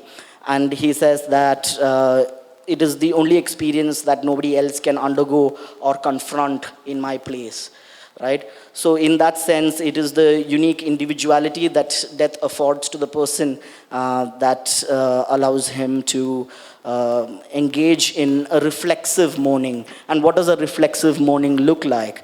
It addresses the other within the self rather than talking about the person who is deceased. Right? So in various texts of mourning, Derrida assumes the rhetorical stance of the survivor bearing witness and who acknowledges the impossibility of ever talking to the person who's deceased right now. So instead of speaking for or to the deceased, he speaks to the internalized other within himself. And he thinks that that is the only ethical way of grieving for someone who you have lost. So it becomes simultaneously a personal recollection, a private introspection, and a public performance of witnessing and scholarship. And that's really the conceptual framework in which I thought about this piece. And of course, there is a duty, a burden, and a labor of love involved in grieving for someone. And if you look at some of the images of this performance, you can see that Aryan is inside the shroud. He jumps out of the window and goes around the grounds. Also as a strategy to collect more people, but already people knew that queer people were performing, so I don't think we needed to collect more people. And we had what we called a collective act of self-care, where we had a lot of props like fruits and lotions, which we used to really take care of ourselves and each other, rather than performing to the audience what they wanted to see. So we had, this was one way of kind of healing, trying to heal communal wounds, right? It's not individual wounds that we hold, but communal wounds. And so self-care as a practice, what does it say? How does the internalized other get translated in this performance text, right? And a lot of the images that they expected to see, they was frustrated by what we kind of did. So because how often do you see a man who looks longingly or desirably at a phallus, right, in Indian society? So there was a lot of ways in which there was a discomfort in the room. There was ways in which, so for instance, in most of my earlier performance pieces, we have really played to the crowd, right? So we came from an activist tradition. So I have been a child actor since I was 14, but then I moved into performance theory and art history and film theory, and I was trained in that. And then I got sick of, writing and talking, and then I went back to doing. So I think it gives me a good perspective to look at the ways in which we could be critiqued and we could be viewed. And I think that as performers, we have to be our worst critics. We can't wait for another person to do that job, right? And that's the only way that you're going to improve your own art. So in terms of the kind of performances that I've done before, there used to be some kind of revelation within the piece, where I'm viewed in a certain way as a cis man up until that point, and then there's this reveal, and then there's this trans narrative that comes out. So that's something that I completely shy away from right now, because I don't think that's useful, because it feeds into the same kind of voyeurism that the audience is expecting. So the act of taking off my shirt or lying down on this bed, it was really influenced by the fact that it was just too hot under the skirt. So that was the only reason why I took off my shirt and changed my costume. And then there's Aryan, who is performing an act of care while I'm lying there, where he puts lotion on me and he's rubbing it. And the audience is really uncomfortable throughout this, because they're waiting for something sensational to happen. And, and I think it really worked for the audience, for the critical audience, because we got a lot of good reviews, because it frustrated their expectations, but also it was the first time that they had seen queer people taking care of each other. You always hear stories of violence, you hear stories of how we are constantly victims, but it was the most intimate and soft kind of display of affection that they have seen between queer people on stage or off stage, right? And the kind of mystification of our identities, I thought, was empowering in a very strange way. And I think that we have to hold on to the opacity of our marginalized positions rather than the hypervisibility, constantly wanting to expose ourselves and our narratives. And if the gift of death is the individuation of the self, then the work of mourning consists of reading the texts or the work of the dead. And this is what Derrida puts down as the most ethical way of mourning, where you reread or you speak to the work of the dead rather than the person who's deceased. And he also says that we can get over our mourning of a person only by getting over ourselves and our own mourning, right? So it cannot be a cannibalistic process where you're narcissistically thinking of your own loss, but you have to go beyond yourself at that moment. And that's really when the process of grieving can become liberatory, if that's even possible. Antonio Gramsci talks about humanity as a point of arrival or departure, right? And I think it is useful to think of humanity as a point of arrival, because it allows for the possibility of becoming human outside the realms of, or the expectations of 21st century liberalism of what it means to be human, right? It's a place to be imagined, a condition to be imagined. Human is not a given. It's a condition that we have to constantly work towards and imagine. And I think that it's important to acknowledge that we have reached a time where, except for the white supremacists and the caste supremacists and the Trumps and the Modis of the world, I think it would be safe to say that, or it would be safe to question, who really wants to be white or black or man or woman when there is the possibility of being human? And I think that politically, artistically, and creatively, that's the kind of dramaturgy that we should be working on, the dramaturgy of humanism. Thank you. Thank you.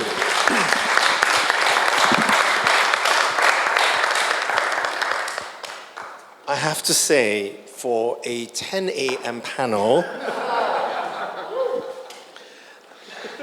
this was really quite light and entertaining.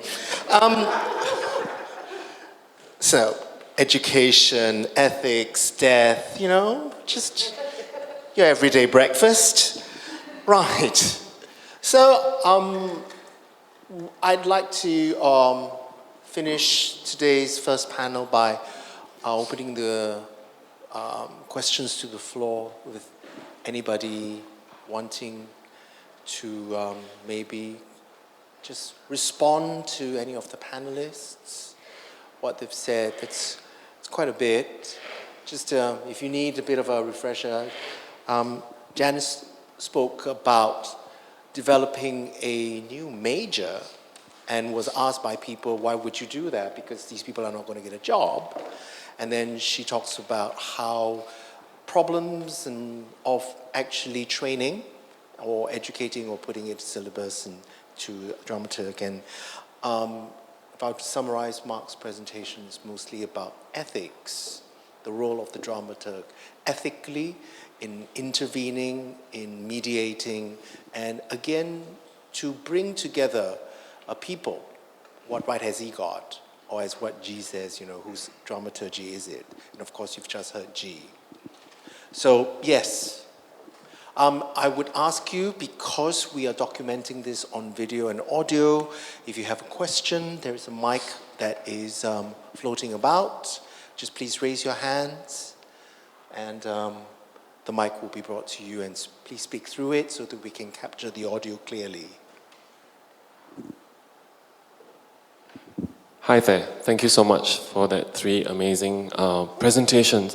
Just a little bit of history. Back in 2017, I think, was it 17 or 18, where we did a small satellite meeting in Adelaide. And the theme for that particular meeting was dramaturgy of the social and the cultural.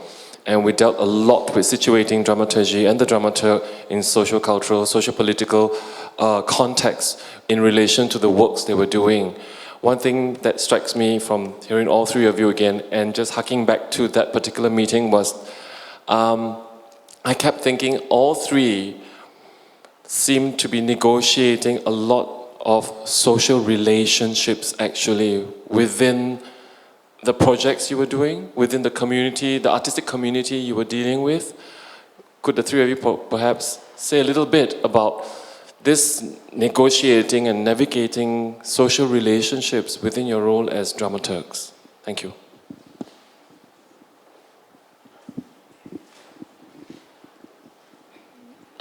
Maybe I speak first.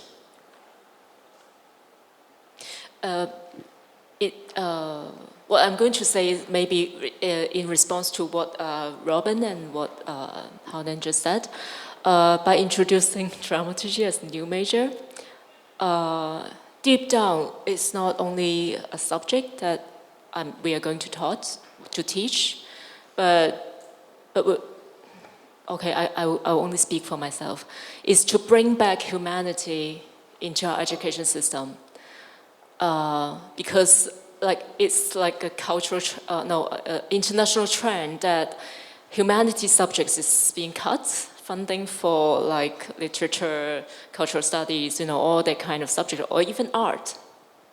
It's the funding is cutting down tremendously. But if we are not going to include humanities into our curriculum, into our education, as I said at the beginning, when I look at our students, what kind of an artist or a person that they're going to be after graduation. So that's one of the primary, deep down wish. That's why we are introducing dramaturgy. Because as Hao-Nen just said, as a dramaturg, we have to negotiate constantly in terms of socio-political situation, in terms of human condition, personal relationships, and cultural and historical background as well. And when I'm looking at the 3 speakers, I just realized that all 3 of us are babies of the British colony. I just realized that. So what a coincidence, and how interesting it is, for the 3 of us to reflect, to a certain extent in all our presentations, how we negotiate in terms of socio-political situation, and also the 3, our homes are all undergoing tremendous change politically. you know, I believe all of you know a little bit about like each situation, and I just can't imagine without this dramaturgical thinking. I'm talking about dramaturgical thinking, not a job of being a dramaturg. How is it going to be in terms of our humanity, in terms of like our artistry in the future? So. I think in the beginning of the presentation, I had covered some of this, in which I said that every dramaturg is essentially a shrink. So whether you admit it or not, you are dealing with social relationships and you are sociologically dramaturging. But I think that, as Janice said, there is a way in which the humanities is intrinsically linked to theatre. Right? I mean, if quantum physics can be used in theater, then, you know, the possibilities are endless. And I think that there is a way in which the humanities pushes us to think of the stage collapsing, the distinction between what is fiction and what is real collapsing. And I think it's useful to really think about that through the process. And I don't think that social dramaturgy and theatrical dramaturgy are distinct or mutually exclusive. I think they're very intrinsically connected. And I think we are all doing it, whether we summon it into existence by calling it social dramaturgy or not. For me, I think we've often thought about, or I feel like I was taught theatre as being potentially kind of neutral, that we're really working from a black space or a kind of, you know, a place that sits outside of society. But more and more, I feel like we're really negotiating lived experience and talking about how lived experience informs the roles we can play, the stories we can tell, the work we can make, and how we engage. And I think similarly with dramaturgy, I sort of was taught that it sort of needed to be neutral, or needed to be very needed to be neutral and kind of apolitical, but actually it's not neutral, and I am absolutely bringing my lived experience to it, which of course I then have to kind of critically reflect on and deconstruct, but it's not there, and to pretend it's not there is a kind of fallacy. So I think more and more we're all just having to kind of locate ourselves within the making of the work, like locate ourselves politically and negotiate those things. And in some ways, the venture towards the black box or the kind of neutral space is an attempt to find some neutrality, to renegotiate the dramaturgy of the world outside, and see if we can create a radical space in here in which we can see things differently, if only for a moment. Thank you very much for the responses. So, yes, please. Just hang on for the mic. Thank you. Thank you. Thanks for the morning.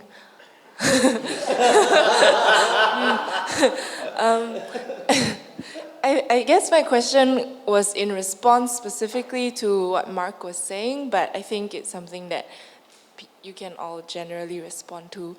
My question was about how and when you decide that something is ready, because I think to me there's a suggestion of, you know, a wider audience and to be read in a way. And I come from a place of improvising performances, and there's a sense of, okay, so we are inviting an audience to see things where nobody knows, but in this case, you know, so I'm curious about how you decide it's done. Start with Mark. Sorry, just to clarify, the question, is that about like the moment where something goes from development into production, or what do you mean by the moment that's ready? Or maybe that is the question. Because I see it as managing expectations, maybe, where you say something's a work in progress or something is like a finished, you know. So I'm just curious about when you decide that it's done. Like it's a show now versus it's almost a show, you know. Yeah. Yeah. I mean, we're like for Malthouse Theatre, for example, we're generally developing a project over the course of about 2 years, and there's a moment where we put something into production, so where we have to publish a brochure of 12 shows. So it's kind of like, okay, well, that's got to be a moment where we know what the work is, and we have a kind of confidence that it's found its core, that it's found its right basis, and that over the course of a rehearsal period it can grow into being a show. So it can be a kind of guessing game, like really. Sometimes, yeah, you're sort of balancing a range of factors around the experience of the artists or the clarity of the project, or, you know, our ability to kind of, our capacity as a company to kind of go all hands on deck and let's get this show together. So there's always a risk involved, I suppose, in terms of deciding something is ready. For the projects that I showed there, which were a mix of like production and then some things in development, it's really about the time that they've been with the company. So they were really in order of like the furthest away project to the project, the repatriation project I talked about, which is in development at the moment. So yeah, that's they're not sort of in a stasis. They're very much, all those projects are growing or already produced. Yeah, someone talked about the miracle, like of the sort of strangeness of theatre that we say, you know, in 12 months on the 16th of June 2020, we will open this show. And no other industry, like if you talk to someone in construction, they'll go, oh yeah, March, but maybe June, but, you know, maybe August. So this sort of, it's quite fascinating to me that we say exactly at 8 o'clock, we will open the doors and that show will be perfect. G? I don't think the dramaturgical process is like maybe editing a book, where once you edit and you publish, it's done. I mean, it's very clear to see. I mean, look at the dramaturgs around in this room, right? If you're asking when are the dramaturgs done, we are never done. So I think every work is a work in progress. And apart from the institutionalized ways in which you release a work of art, I think there is tremendous potential for change even after you have staged something, especially after you've changed something, I would say, because that's when you really get critical feedback and you can feel the pulse of how it is being received, if that is important to you. So I think that every work is a work in progress and dramaturgs are never done. Janice? I always think about, like during the dramaturgical process, I always think about affect instead of effect. So like I'm not creating a piece of work that's like extravaganza. Dun, dun, dun, dun, dun. But I'm looking forward to the effect of the audience, like after show, basically. And so there are part of the performance that I'll leave it to the audience. Like, okay, this is how I'm presenting to you, and then the rest of it will be like leave it to the audience, and in the hope that there will be an effect in the after they leave the theater. So that optimum point. Sometimes it depends on the deadline, of course, but sometimes it also depends on the creative team as well. Like when the whole team, like when I'm observing and engaging in the process, and then I realize that okay, the whole team has reached a certain optimum point already as a team. I mean. It is kind of abstract to say it this way, but it's like a long-term process by working together collectively, and then up until that point, then okay, as a team, I think we should leave it to the audience and move forward. I think that's what I'm going to say.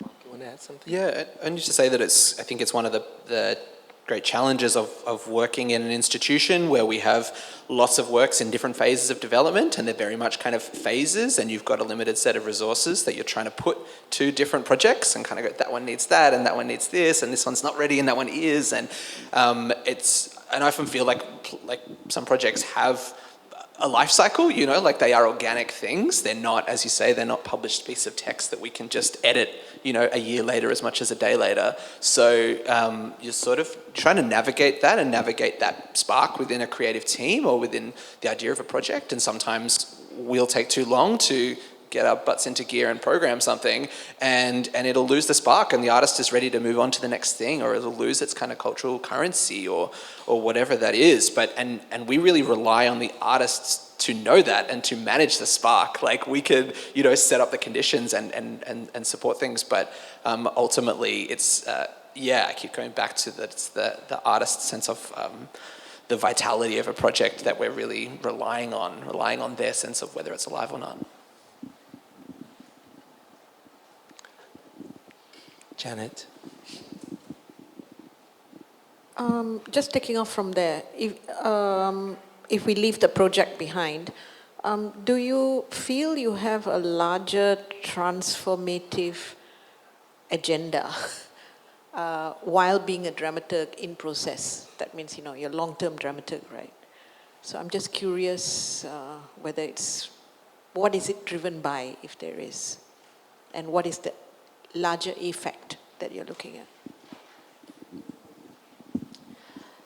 Very, very interesting question. My immediate response in my head is yes. But then I started to think, why yes? Because most of the projects that I was engaged in, they're social, political related. And why I'm doing it, or why those choreographers or directors want me to be involved in the project, might also be for this reason. And so when we are doing a project, or I call it project now because it's not only a performance kind of thing, but a project that's going to create a ripple effect continuously because of the thematic situation or the notion that we're going to dig into. That's partly related to the subject or the theme of the productions or the projects that I'm involved in. I think in terms of transformation, definitely I think that there is a transformation that happens simply because every creative work that you put out there is an opportunity for learning, whether it's a positive learning experience or a salty one, you still learn from that. So I think there is a transformation that the entire team goes through in the way that they think about creative work. But I think personally for me, as also an activist who thinks, I think, a bit too much about cause and effect, like I do something, I speak at a college and I want my audience to be transformed and think about gender in a different way. And, as activists, we are trained to be very functional. Like you do something, it has to have that effect, or you hope that it has that effect. And so for me, the creative space is the space where I escape from that. It is the space that allows you to be whoever you want to be, where you can shed your skin like a snake maybe, when you don't have the privilege of shedding your skin, and you can, inhabit a magical space where you can be emotional and you can be absurd, and you don't need to have a purpose, or you don't need to think about a cause-effect relationship necessarily. And I think that I want to hold on to the magical space that, theater gives people like me. And because there's too much of the cause and effect and the political aspect of our work in the activist circles. Not to say that what we are doing, even when we are doing nonsensical, absurd actions, is not political. But it's not political in the way that we expect some kind of transformation in that sense. So I think that's empowering for me. I guess for me, theatre is a niche art form. It's an ancient art form, but it's a niche art form. It doesn't reach the kind of breadth and, the KPIs and the sort of impact that you were talking about. But there's real power in that as well as a potentially radical space in which we can imagine new ways of being together and doing together. And I guess what that space is, I'm really led by the artists that I'm working with, and to sort of to imagine what that is and what it'll take to get there. But for me, there's a real depth of engagement that goes on when you're making theatre, that you actually get to deeply listen and actually negotiate each other in real time and real space, and use the kind of magical circle of the black box of the theatre try and envision new ways of being. So yeah, radical social change, I guess that's the mission. Something simple. We have time for about one or two more questions from the floor. Charlene. Thank you very much. I'm very curious, as well as a little bit troubled by this question of whose story is it? And in all your presentations, there is both the notion of the story as a container in which other stories then get reflected, and kind of prismatically changed in a way. But there's also a sense, correct me if I'm wrong, that there's a responsibility to a particular kind of storytelling in asking the question, whose story is it? And in negotiating the power relationships that can be very problematic or can be very nurturing, or a range of things in between as well. So if you could just say a little bit more about this question of whose story is it, and how the dramaturgical processes that you take on attend to this question, not necessarily fix it, but attend to it.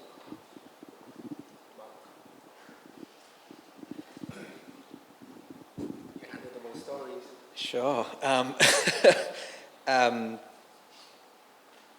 Yeah, it's a pretty defining question, and I think it's not always a question that has to be approached with reverence, but needs to be a question that's asked, because I think we have a great history of not asking that question and co-opting other people's stories into our own story, or using them to kind of leverage or to imagine or to play, but there's a lot of problems that come with that. So for me, it is a kind of foundational question, even if you take a more kind of satirical approach, or if you really playfully, but you sort of have to negotiate that. And for me, and I'm particularly talking from an Australian context, obviously, that you do have to consider the sort of level of lived experience of people in the room with the things that you're talking about. And when do stories become a kind of plaything, or when do they reinforce the prejudices that you think you're trying to challenge?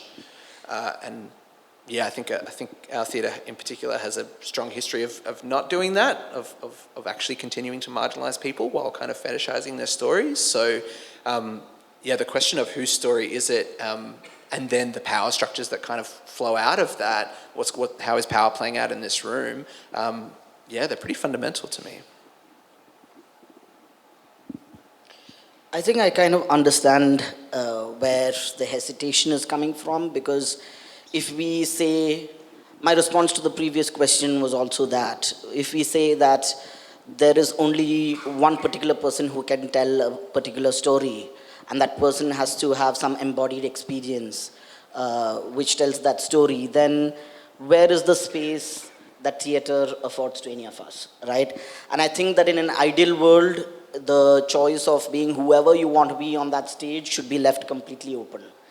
Theatre in the post-colonial sense would have arrived at that moment, right? But unfortunately, I think that we live in a time when there is a particular way in which, especially Asian cultures, the kind of ethnography that has been done of our cultures, the kind of folk traditions that have been exhibited as exotic, there is a particular moment right now politically where auto-ethnography, in terms of self-telling, it has become very important and political. And I think that rather than closing the doors of the possibility of theatre, is actually opening the doors, because people whose stories were never heard or who never had the opportunity to be center stage are coming center stage. And I think there are many doors that are being opened rather than shut. At least that's the way I think about it.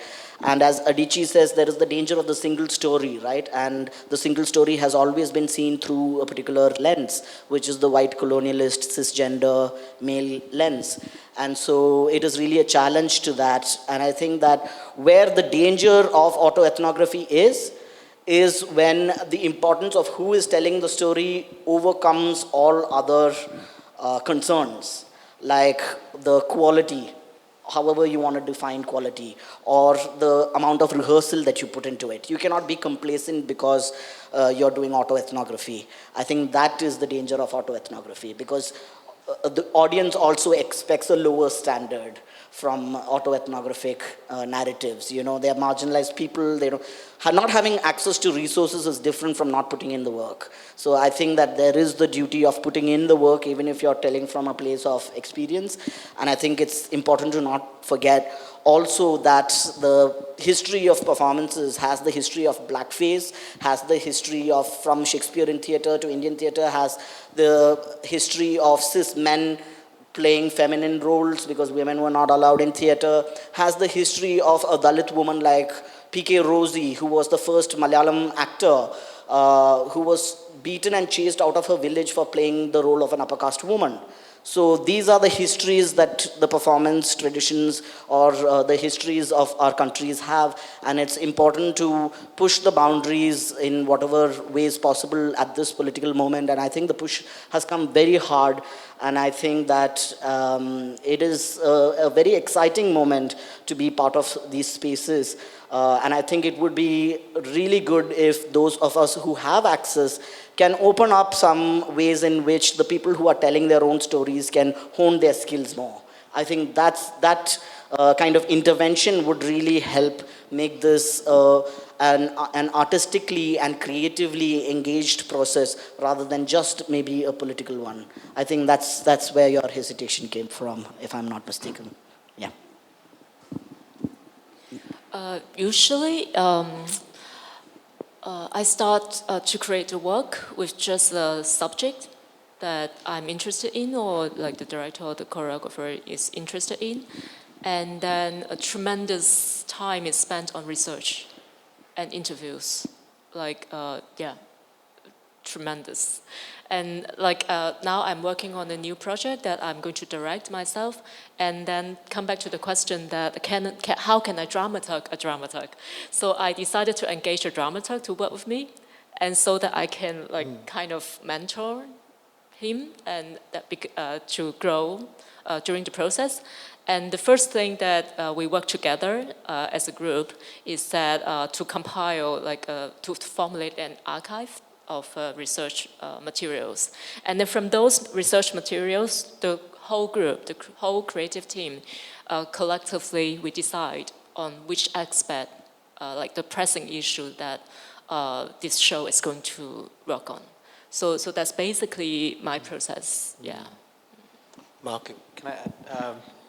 I guess for me, the question of whose story is it is not about self-censorship. It's actually a challenge. It's an invitation to do better work. It's a gateway to making better work and seeing more radical perspectives. It's actually a challenge to take responsibility that what for me might be fantasy or something that I've read about or Googled is for someone else it's real life. And I think we should all be aware when people have lived experience in the room and be able to kind of take that on board, that if we're going to tell someone else's story, we better do it right, and we better keep doing that work. It's not something you can just acquit yourself of. So for me, it's an exciting creative challenge rather than a piece of censorship. So we are running out of time. So I'm just going to sum up with a couple of observations as the moderator. I just think that, first of all, I think this particular panel does at its best represent the kind of diversity and the different multiple perspectives that dramaturgy or being a dramaturg should embrace. And I think what marks and what draws a line across all three panelists is that they're very reflective. They always step back and says, why am I doing this? Am I right in doing this? What is the ethics? The ability to reflect. So as an educator, I really don't envy how Janice is going to put up an assignment to assess how dramaturgs be reflective. That's going to be very difficult, even though that's one of the biggest and most valued qualities that a dramaturg brings to the process, the ability to reflect. So I would like to leave everyone here with a few thoughts about dramaturgs and dramaturgy. I'm going to read off. A dramaturg questions A dramaturg is an in-house critic that is friendly to the production.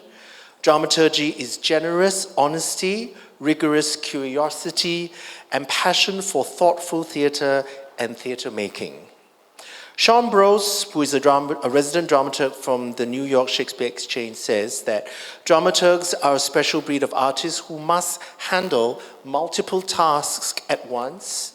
We are text analyzers, we are researchers, we are objective observers, we are expert question askers, we are a resource for the director and playwright and actors and designers, we are creative diplomats who liaise with all those involved. Dramaturgs serve as the memory of the process of theatre making, whatever that process may be. Finally, the dramaturg is a critical thinker and provides a literary, cultural, and artistic insight before, during, and sometimes after the creation of a piece. Sometimes the role of the dramaturg involves serving as a form of translator, simply buffer between two artistic egos, that of the playwright and that of the director. And like many translators, sometimes dramaturgs are treated with suspicion from both sides. So with that, I thank you for sharing your morning with us. Please help me thank our fantastic three panelists.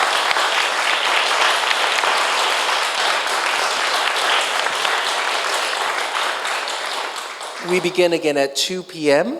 with a fantastic keynote address. We'll see you there at 2. Thank you very much.